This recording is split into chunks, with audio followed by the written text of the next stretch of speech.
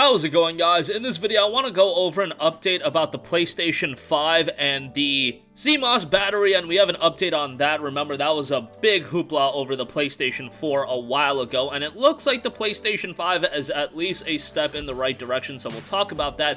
Blackwind is launching January 20th. If you don't know about that game, it's a brand new action mecha game. You guys know me, love me some mech, so hopefully that turns out well. It's a top-down mech title, so we'll talk about that. Battlefield 2042 has gotten its file size for PlayStation 5 relatively tame, given that, you know, the general comparison is going to be Call of Duty and Battlefield 5, or Battlefield 2042, excuse me, looking pretty tame in that end. However, we still have to wait for the size of the day one patch. And then lastly, I want to go over some pretty solid Nintendo Switch game deals, trying to cover some more Switch stuff here and there, especially as we are getting closer to Black Friday and whatnot. But first up, PlayStation 5 and the CMOS battery. So this is something to talk about because there was a lot of talk with the PlayStation 4 essentially having a ticking time bomb within it, but it looks like the PlayStation 5 is a little bit better. According to Hikiko Mori Media, the PlayStation 5 does not lose its ability to play games once the CMOS battery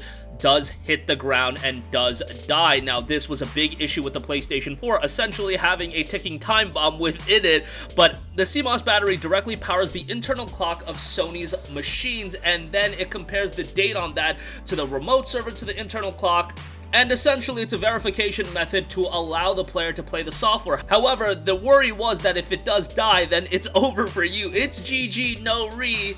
But it looks like with the PlayStation 5, if the battery does die, the console is instead going to ask the player to manually enter the date and time when booted up before syncing the date and time through the internet. Now, the only issue seems to be with PlayStation Plus titles. PlayStation Plus titles will not be playable if that battery does die. Now, the battery is going to have a long lifespan, but this is very much a worry for people buying digital media, and buying a console you would think would prevent issues like that.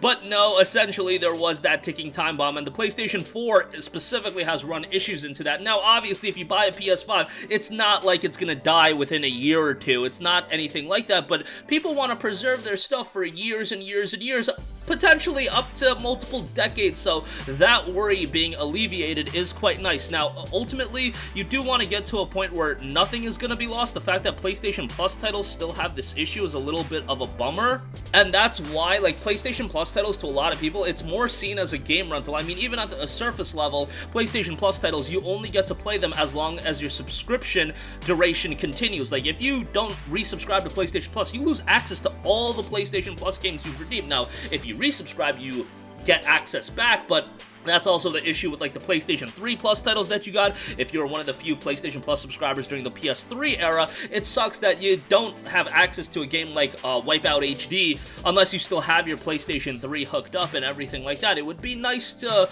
preserve these games, and that's been an issue with PlayStation just going forward. I've been talking about a lot of that in regards to PlayStation 3 backwards compatibility. Obviously, this is something entirely different, but it still compounds as an issue with preservation on PlayStation in general, and hopefully Sony gets better about that. I mean, again, this is a step in the right direction, but ultimately you would want it at a point where it's a non-issue and you don't even have to be talking about it. But nevertheless, again, hopefully by the time that everything winds out, we'll get PlayStation 3 backwards compatibility before I'm dead, and this won't be an issue going forward at all.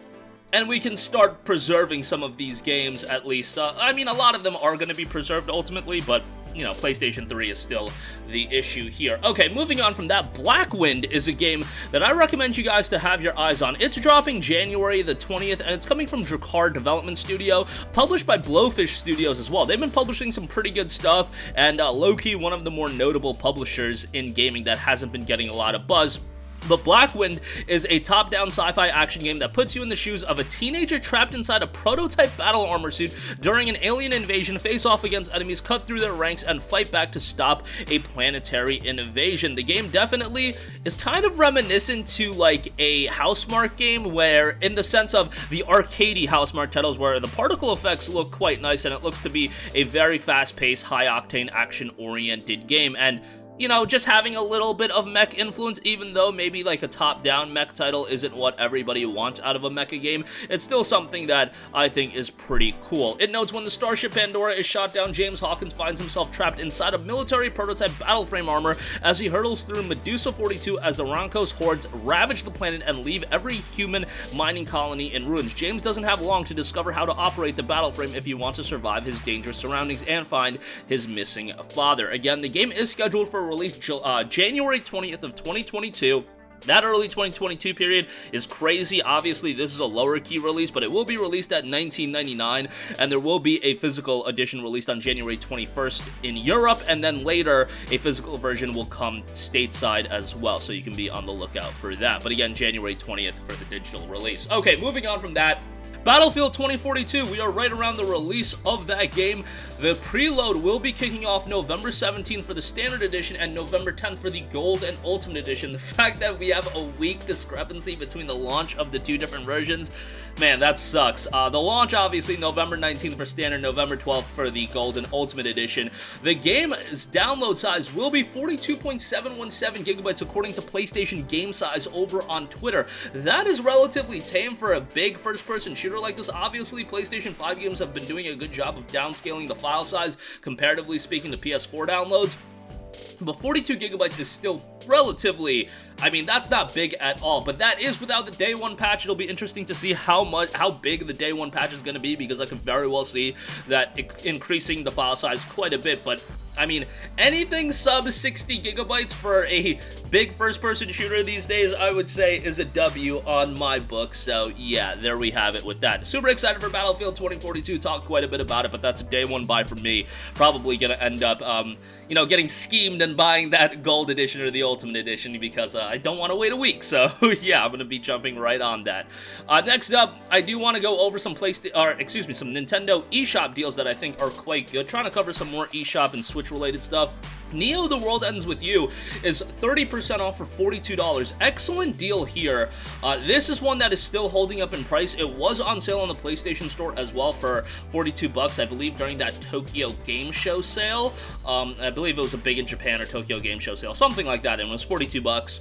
Obviously not a steep discount, but this game is really good, relatively lengthy, excellent music. I mean, that was a standout with the original World Ends With You, absolutely a standout with Neo The World Ends With You. $42. If you're a fan of JRPGs, check it out. I think you're going to enjoy it quite a bit. And then I do also want to note that Capcom is running a Halloween sale over on the eShop. Not a lot of great deals here, but some decent ones nonetheless. Resident Evil titles are 25% off. Definitely the one that stands out to me from Resident Evil standpoint, Resident Evil Revelations, that's seeing a steeper discount. That's $8, down from its $20 price point. I think that's a super underrated game. I played it on the 3DS, liked it on there, and then obviously it was ported to just about every other platform. Onimusha Warlords is 50% off for $9.99. That's a decent pickup as well.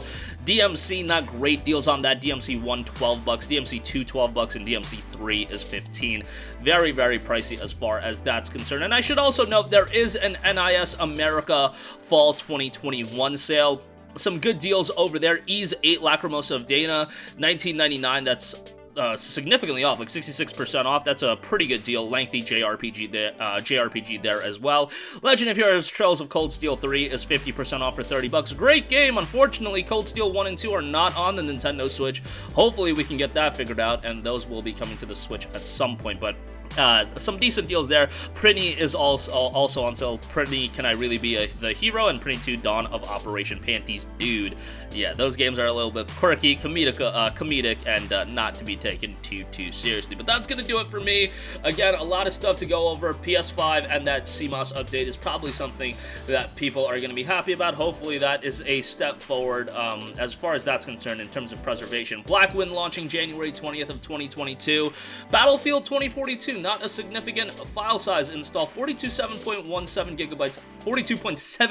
gigabytes, excuse me. Day one patch, we'll see how that turns out, and some pretty good eShop deals. Neo The World Ends With You, as well as the NIS America Fall 2021 sale. That's gonna do it for me. Let me know all your thoughts in the comments section down below. Thank you for watching, and goodbye. Hey guys, we hope you enjoyed the video, and if you did, make sure to hit the subscribe button, and if you're already subscribed, do us a favor and hit the bell icon. This way you'll be notified whenever we post a new video. That's the best way to keep up with all of our uploads, and we usually try to upload 2 videos a day. And with the bell icon hit, you'll be notified whenever we do upload a video. As always, thanks for watching.